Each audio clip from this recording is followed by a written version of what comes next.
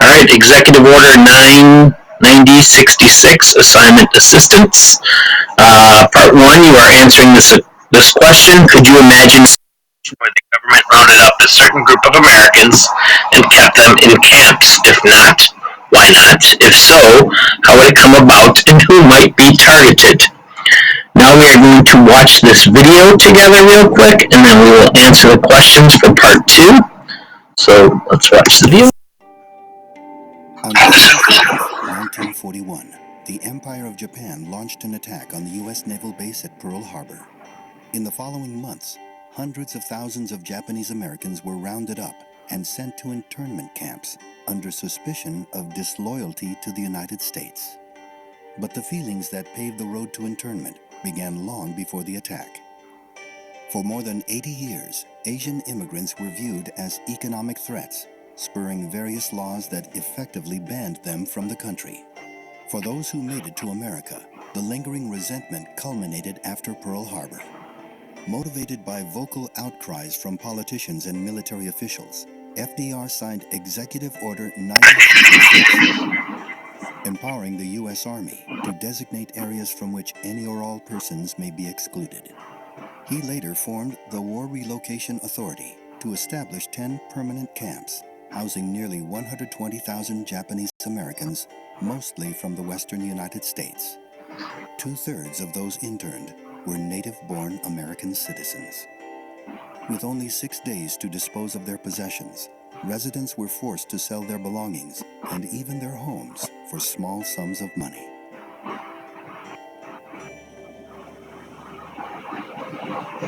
Internment camps were often situated in isolated deserts, prone to harsh weather, and surrounded by barbed wire and guard towers.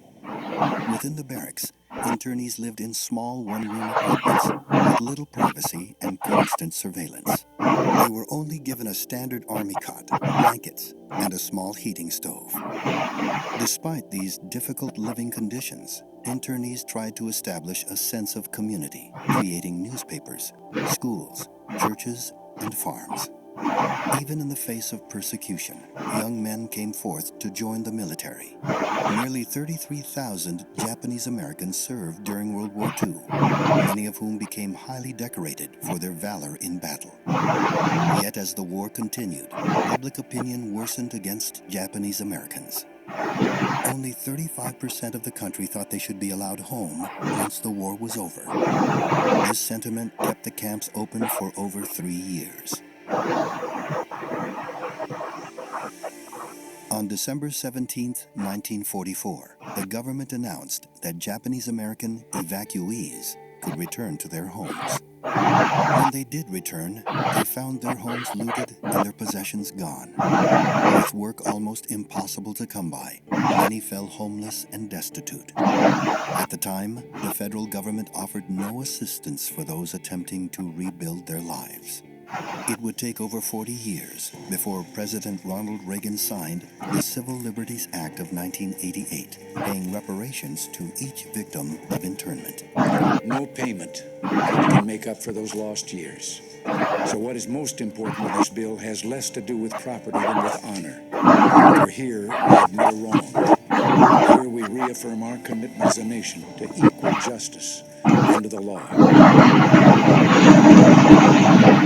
USS Enterprise had proven her safety. All right, so let's look at these questions real quick. So, sorry, let me close my emails.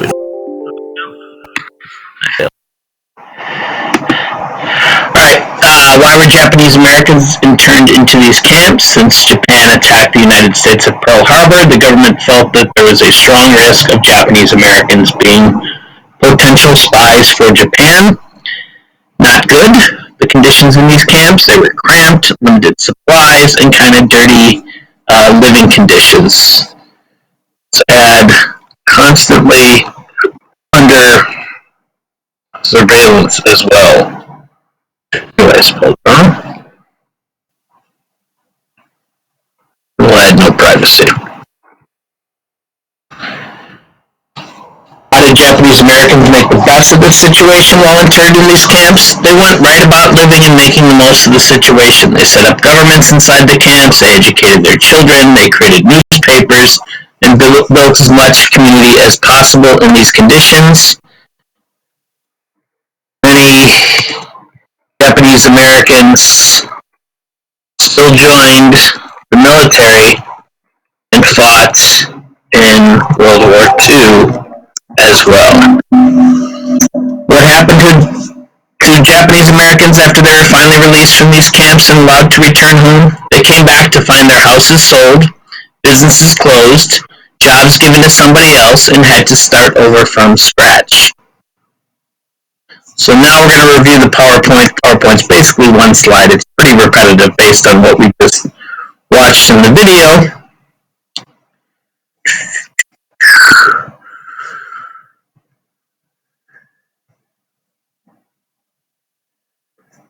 All right. Franklin Delano Roosevelt, president during World War II. After the Japanese forces attacked Pearl Harbor, he issues this executive order, which we will look at today, authorizing the creation of internment camps. The government forced more than 100,000 people of Japanese descent, the majority of whom were actually U.S. citizens, to give up their homes and property and move to these camps. Smaller numbers of German Americans and Italian Americans were also interned. Our vocabulary word prosecution is carrying out. Espionage is spying. Premises is areas. And discretion is judgment. Alright, so real quick here now, let's do the reading, and then we will do the final answers. So, whereas the successful prosecution of the war requires every possible protection against espionage and against sabotage to national defense material, national defense premises, and national defense utilities as defined in Section 4, Act of April 20th, 1918. Now, therefore, by the virtue of the authority vested in me as President of the United States and Commander-in-Chief of the Army and Navy, I hereby authorize and direct the Secretary of War and military commanders, whom he may from time to time designate, whenever he or any designated commander deems such action necessary or desirable, to prescribe military areas in such places and of such extent as he or the appropriate military commander may determine, from which any or all persons may be excluded, and with respect to which the right of any person to enter, remain in, or leave shall be subject to whatever restrictions the Secretary of War or the appropriate military commander may impose in his discretion. The Secretary of War is hereby authorized to provide for residents of any such area who are excluded therefrom such transportation, food, shelter, and other accommodations as may be necessary in the judgment of the Secretary of War or the said military commander until other arrangements are made to accomplish the purpose of this order. Alright, so question 6 is asking you, summarize in your own words the concerns about national security that Roosevelt outlines in paragraph 1, and it says he was worried that Japanese Americans will either be spies for Japan or could potentially destroy essential American military supplies or American utilities. 7 lists the powers that Roosevelt gives to the Secretary of War, and that was to create camps to house Japanese Americans, which will be supervised by the military. This person will determine who is housed there and when and if they can leave. They are also in charge of creating a livable environment for people in these camps. Questions 8 and 9 you're going to answer on your own. 8 says, did Roosevelt violate the 4th, which was, the 4th and 5th and or 5th Amendments. The 4th Amendment, if you recall, is rights and illegal searches and seizures.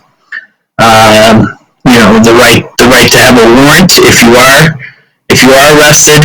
And the 5th Amendment is rights in criminal trials and rights of your property. So why or why not did Roosevelt violate the Constitution there?